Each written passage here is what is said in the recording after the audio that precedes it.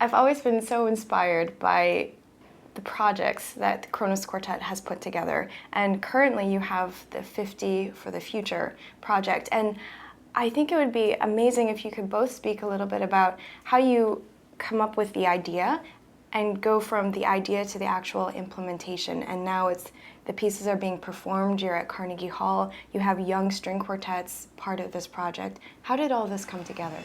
Yeah. Well, like nearly everything we do, it came from a particular experience. And in this case, I remember hearing a junior high and high school aged group play one of our pieces.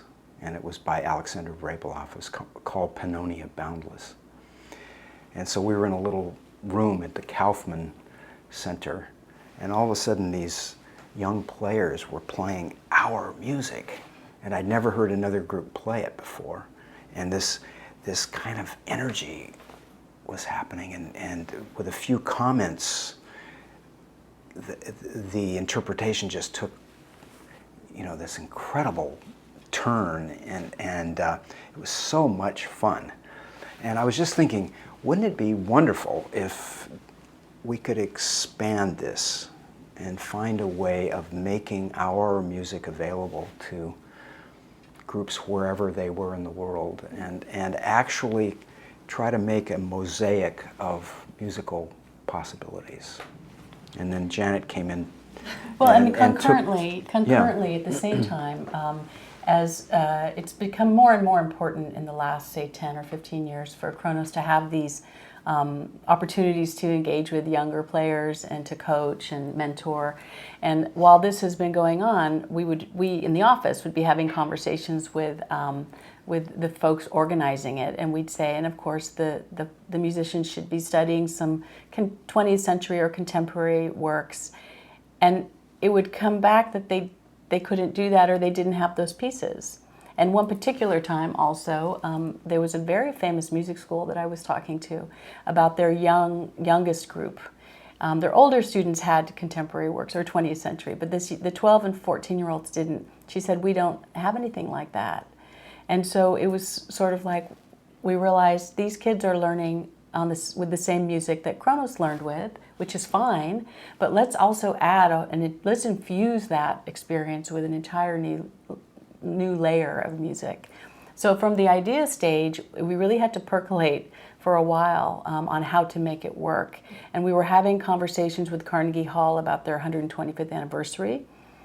They had made it known that they wanted to commission 125 new pieces. So naturally we were talking with them about a commission Kronos might do. And I was hoping they'd do 124 yeah. that Kronos would do. And at a certain point I said, well, we could take 50 of those off your hands. We could take care of 50 of those 125. Come on, Janet, let's make it 100. Anyway. And they came on board with us really early, which we so appreciate. Yeah. And of course, Carnegie Hall being Carnegie Hall, that was a real seal of approval for us to go out and get a lot of other partners. And we have many, many partners, and I won't even name them because they're all on our website and I wouldn't want to leave anyone out. But so many very generous presenters have come on board with us, and also then individuals and foundations, and we're not done raising money. It's a $1.5 million project, and we've raised about half of that so far, which is great. We're only in the first year of performance. But we came up with a whole architecture and structure around how to do the 50. And there were a few very key important conceptual points that we came up with early on. And one is that the 50 composers would represent artistically, as David said, a mosaic of the sort of Kronos ethos. Mm-hmm. And another important decision was there would be 25 women and 25 men. Another important decision was that the music would be made available online for free. So that's something that's rather unusual. Online for free. Yeah, did you know that tonight any string quartet group in the world can push a little button and download the music to the first 5 of our 50 for the Future pieces? Tonight, April 15th, 2016. It's pretty cool. And can you imagine any group in the world can start playing music by the great Malian composer, ballaphonist, Fode Lassana Diabate. So now there is African string quartet music that will be available to anybody. And is it the manuscripts? Is it the... Yeah, the actual music is there. Scores and parts. And in addition to scores and parts, there's a recording that Kronos has made. There's also an interview with the composer talking about their own background and their own inspiration for the composition.